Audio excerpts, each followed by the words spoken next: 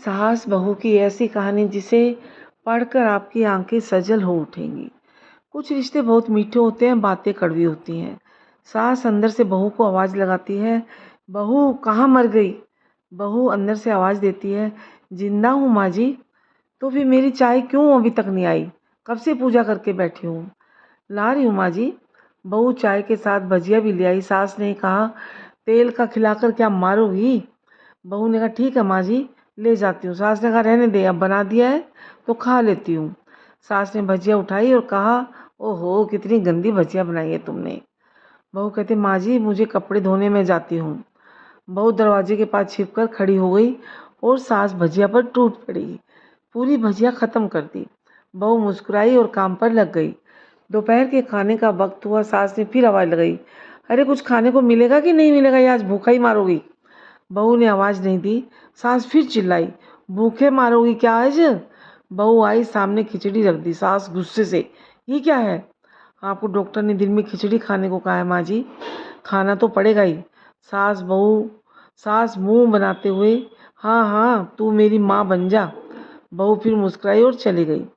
आज इनके घर पूजा थी। बहू सुबह 4 बजे से उठ गई।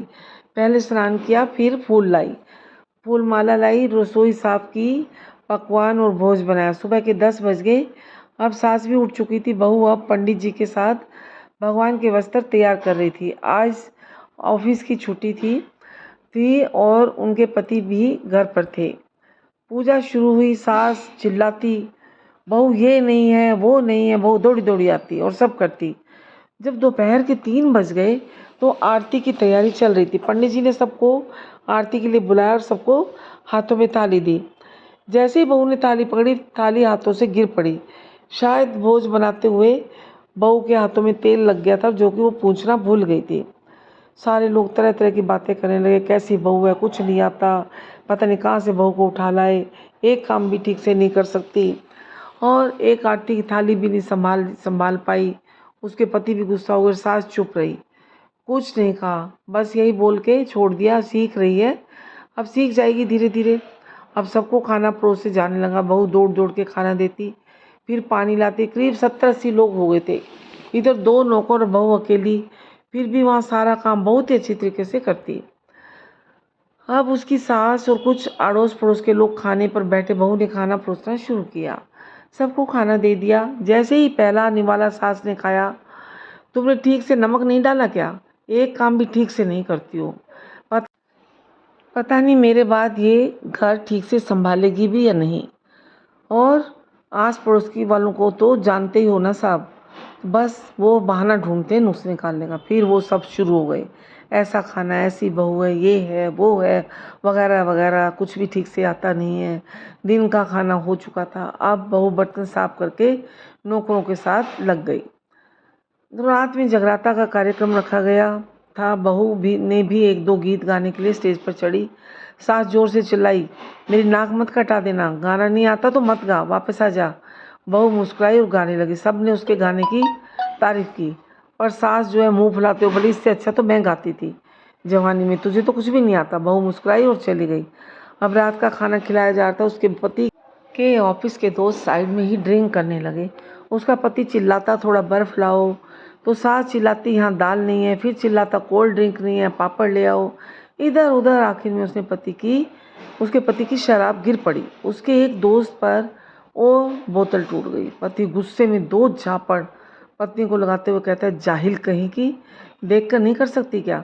तुझे इतना भी काम नहीं आता? सारे लोग देखने लगे। उसकी पत्नी रोते हुए कमरे की तरफ दौड़ी। फिर उसके दोस्तों ने कहा, क्या यार, पूरा मूड खराब कर दिया। यहाँ नहीं बुलाया होता तो हम कहीं और पार्टी कर लेते।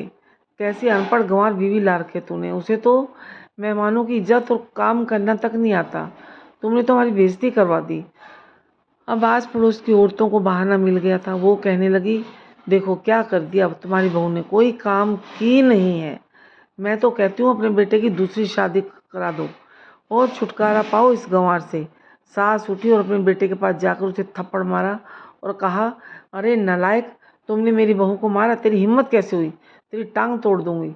उसके बेटे के दोस्त कुछ कहने ही वाले थे कि उसकी माँ ने घूरते हुए कहा, चुपचाप, बिल्कुल चुप, यहाँ दारू पीने आए हो, जबकि पता है आज पूजा है और तुम्हें पार्टी करनी है। कैसे संस्कार दिए हैं तुम्हारे माता पिता ने? और किसने मेरी बहू को जाहिल बोला? जरा इधर तो आओ, चप्पल से मारूंगी अगर मेरी बहू को किसी ने एक शब्द भी कहा तो। अरे पापी, तूने उस लड़की को बस इसलिए मारा कि तेरी शराब टूट गई? पापी, वो बच्ची सुबह 4 बजे से उठी है, घर का सारा काम कर रही है, ना सुबह से नाश्ता किया ना दिन का खाना खाया, फिर भी हंसते हुए सबकी बातें सुनते हुए ताने सुनते हुए घर के काम में लगी रही। तेरे यार दोस्तों को वो अच्छी नहीं लगी? जूते से मारूंगी तेरे यार दोस्तों को भी। जो कभी उन्होंने ऐसा कहा उसके यार दोस्त चुपके से खिसक लिए। अब बहू सास जो है बहू के कमरे में गई और बहू का हाथ पकड़ कर लाई। सबके सामने कहने लगी, किसने कहा था अपनी बहू को घर से बाहर निकाल दो, दूसरी बहू ले आना, जरा सामने आओ। कोई सामने नहीं आया। फिर सास ने कहा, तुम जानते भी क्या हो इस लड़की के बारे में? ये मेरी माँ भी है और बेटी भी। माँ इसलिए कि मुझे गलत काम करने से डांटती है, और बेटी इसलिए कि कभी कभी मेरे दिल की भावनाएं समझ जाती है। मेरी दिन रात सेवा करती है, 1000 ताने सुनती है, पर एक शब्द भी गलत नहीं बोलती, ना सामने ना पीठ पीछे। तुम कहते हो दूसरी बहू ले आऊँ? याद है ना चुटकी की दादी, अपनी बहू की करतूत? सास ने गुस्से से पड़ोस की महिला को कहा, अभी पिछले हफ्ते ही तुम्हें मियाँ बीवी दोनों को भूखे छोड़कर घूमने चले गए थे। मेरी इस बहू ने 7 दिनों तक तुम्हारे घर पर खाना पानी, यहाँ तक कि तुम्हारे पैर दबाने भी आ जाती थी, और तुम इसे जाहिल बोलती हो? जाहिल तो तुम सब हो, कोयले और हीरे में फ़र्क नहीं जानते। अगर आइंदा मेरी बहू के बारे में किसी ने एक लफ्ज़ भी बोला तो मुझसे बुरा कोई नहीं होगा, क्योंकि ये मेरी बहू नहीं मेरी बेटी है। और बहू सिसकन देते हुए फिर कमरे में चली गई। सास ने एक प्लेट उठाई और भोजन परोसकर बहू के कमरे में खुद ले गई। सास को भोजन लाते देखा तो बहू ने कहा, अरे माँ जी आप क्या कर रही हो, मैं खुद ले लेती। सास ने प्यार से ताना मारते हुए कहा, डर मत, इसमें जहर नहीं है, मार नहीं डालूंगी तुझे। तुझे नई सास चाहिए होगी, पर मुझे अभी भी तू ही मेरे घर की बहू चाहिए। बहू ने अपनी सास को रोते हुए गले से लगा दिया। सास भी रो दी पहली बार और कहा, चल खाना खा ले। फिर मजाक करते हुए कहा, फिर मेरे पैर दबाने के लिए चली आना, और ये ख्याल मन में मत लाना कि सास पैर बोलती है, किसी दिन मैं इसका गला दबा दूंगी। क्योंकि कभी मैं भी यही सोचती थी। दोनों खूब हंसने लगती है। कुछ रिश्ते बहुत मीठे होते हैं, बस बातें कड़वी होती हैं।